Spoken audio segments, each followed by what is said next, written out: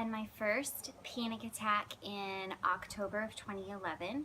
I was actually just in a museum with a friend, and I just remember all of a sudden I felt like the walls were closing in on me. I couldn't catch my breath. I couldn't hear anything except for my own heart racing, and I remember just running outside thinking something was really wrong with me. But by the time I got outside, I was perfectly fine. So I just kind of shrugged it off as maybe I was just tired, or maybe I was starting to get sick. And I really didn't think about it again for a while. But after that, it started happening more and more. And so eventually I ended up at my doctor, pretty sure that I must be dying. And when I told her all of my symptoms, she just said, "I think what you're experiencing are panic attacks." And I remember thinking, that seems like such a small diagnosis for the magnitude of pain that I am feeling. So many times I have thought back to the day that the doctor diagnosed me with panic attacks, and I have wished I would have been diagnosed with something different, something that they could have just cut out, or something that they could have just given me a medication for. The problem with panic is it leaves no room for peace, and it leaves no room for faith. I always explain it like that feeling you have right after you watch a scary movie. You know, things that never scared you before suddenly are terrifying, and you have to leave all the lights on because every little noise bothers you. That's what happens after you have a panic attack. Things that never used to scare you, thoughts you've never had before, now are all consuming. Now they're all that you can think about. But that is panic. It isn't real immediate danger. It's just an illuminated shadow staged as a giant. The problem is all you can see is the giant. As the months went on, I started losing significant amounts of weight. I just started to not want to leave my house. I didn't want to have to explain to people what I was thinking or what I was experiencing because I was ashamed. I felt embarrassed for what I was going through. I didn't know anybody else who was going through the same things, and especially as a spirit-filled believer, I just felt like people would judge me, like people would think, well, I just wasn't having enough faith. My, relationship with God must just not be as strong as it should be. But that's really not what I was struggling with.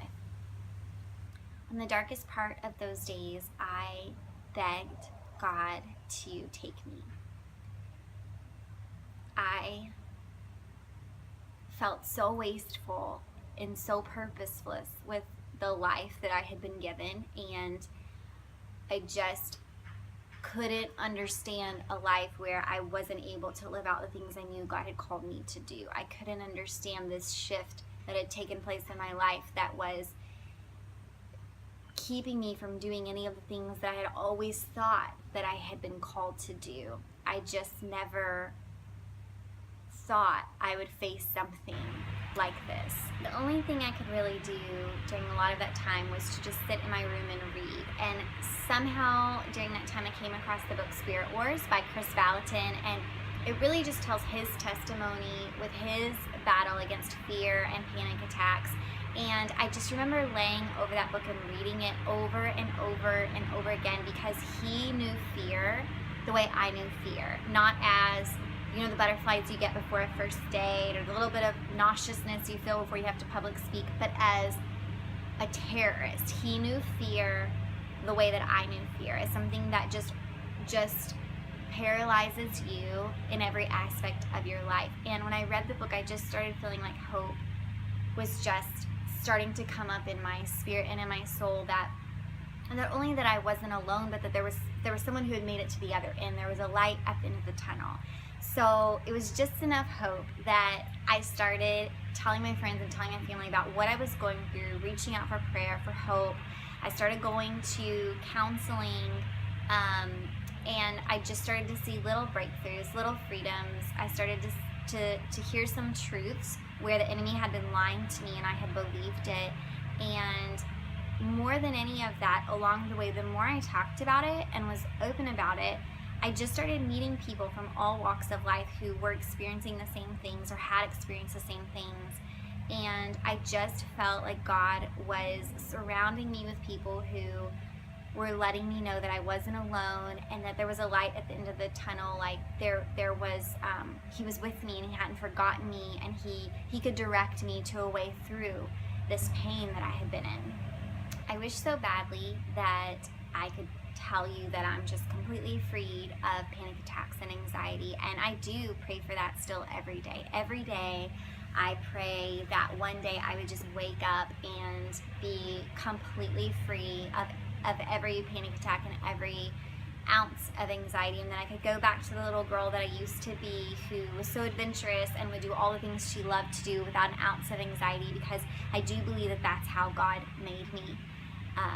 But today I still struggle every day to walk out in the calling that God has called me to. You know, some days I struggle just to leave my bedroom, and that's okay, and God still loves me on those days.